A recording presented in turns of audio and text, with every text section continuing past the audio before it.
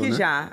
Mas Aurélio, não, é feriado. Será? O que é? Ponto facultativo ou feriado? Ou depende de onde a gente está falando, Prisciele? Gente, olha, eu vou dizer para vocês que eu achava que Corpus Christi era feriado nacional. Eu estava enganada também, tá? Porque não é. É ponto facultativo, mas sim, Aurélio, depende de onde a gente está. Por quê? Em algumas cidades aqui no Espírito Santo, por exemplo, na maioria, para falar a verdade, é feriado. Em Vitória, por exemplo, é feriado. Na Serra, é ponto facultativo. Quem está aqui comigo agora é a Luana Albuquerque, advogada trabalhista, para ajudar o trabalhador e as empresas, né, nesse momento. Luana, muito bom dia para você. Onde é ponto facultativo? Na Serra, por exemplo. O que o trabalhador deve ficar atento e as empresas também? Bom dia Aurélio, bom dia Fabíola, bom dia a todos. Então, realmente, né, não é um feriado nacional, existe uma legislação nacional que reconhece como ponto facultativo e, como já foi adiantado, em alguns municípios não é feriado, que é o caso da Serra.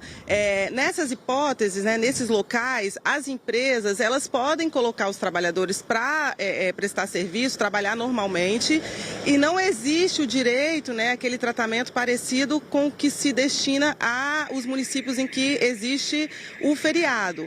Então, a empresa não é obrigada a conceder uma folga posteriormente e sequer é obrigada a pagar esse dia trabalhado com um adicional de 100%, né, que seria o dobro do dia, por força do trabalho no feriado. Essa é a grande particularidade do ponto facultativo. Mas o que a gente percebe na prática, né? Muitas empresas acabam adotando o ponto facultativo, que se destina principalmente aos servidores públicos, mas elas adotam esse ponto facultativo e acabam concedendo uma folga para o trabalhador.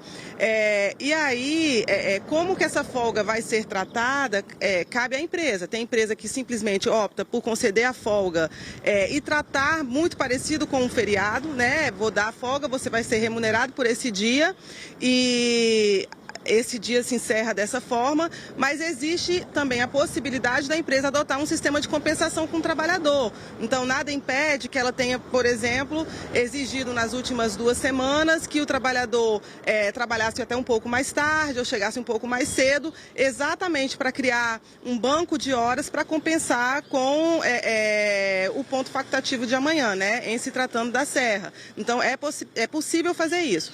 A única exigência é que exista um diálogo, obviamente, entre a empresa e o trabalhador, que esse trabalhador seja avisado com antecedência, para que ele possa se organizar, né, e saber, de fato, vou ter que trabalhar no dia 30 de maio, não vou precisar trabalhar nesses lugares em que é ponto facultativo. Agora, onde é feriado? Em Vitória, por exemplo, é feriado.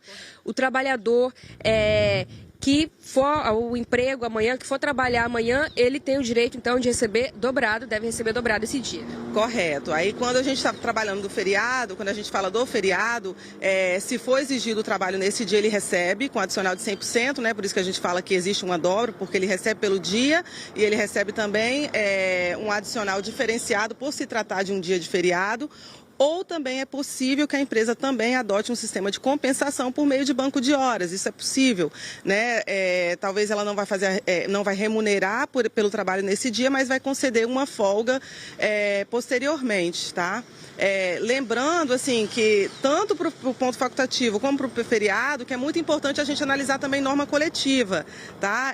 Norma coletiva de categoria, porque é comum que as categorias, elas tratem desses dias de feriados, de ponto facultativo, a forma como vai remunerar, talvez tenha até um adicional normativo mais benéfico do que o próprio 100%, ou prevê, por exemplo, o trabalho no feriado, a compensação não vai ser com apenas um dia, vai ser 2 dias, então tudo isso pode ser tratado também em norma coletiva, tá?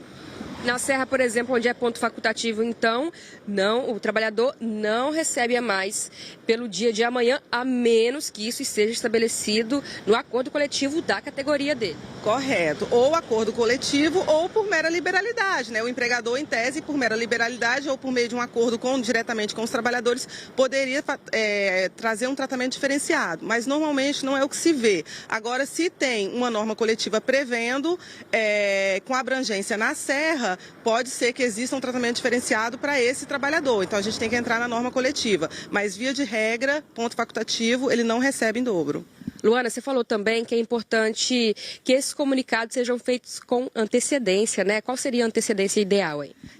Não tem, assim, a lei não prevê, né, um prazo mínimo, mas eu acho que, assim, que o bom senso, pelo menos um mês de antecedência, assim, eu acho que até uns 20 dias ali é algo tolerável para que a pessoa possa se organizar, né? Agora, assim, repito, não é algo que está na lei, né? Mas até mesmo para permitir, digamos que eu fosse exigir dele que ele trabalhasse durante uma semana antes do ponto facultativo, do feriado, eu preciso comunicar ele com antecedência para ele se organizar. Então, assim, minha sugestão para as empresas, até para criar manter um clima positivo no ambiente de trabalho, comunica com os 30 dias de antecedência, né? Para permitir que o trabalhador possa se organizar. Tá. Luana Albuquerque, advogada trabalhista, aqui com a gente no Bom Dia Espírito Santo. Esclareceram então, gente, Corpus Christi não é feriado nacional. A maioria das cidades do Espírito Santo estabeleceram feriado. Não é o caso de todas as cidades. É o ideal que você procure aí junto ao seu município, né, saber se é ponto facultativo ou se é feriado. E todas as dicas aí que a Luana deu pra gente. Fabíola e Aurélio, é com vocês aí no estúdio.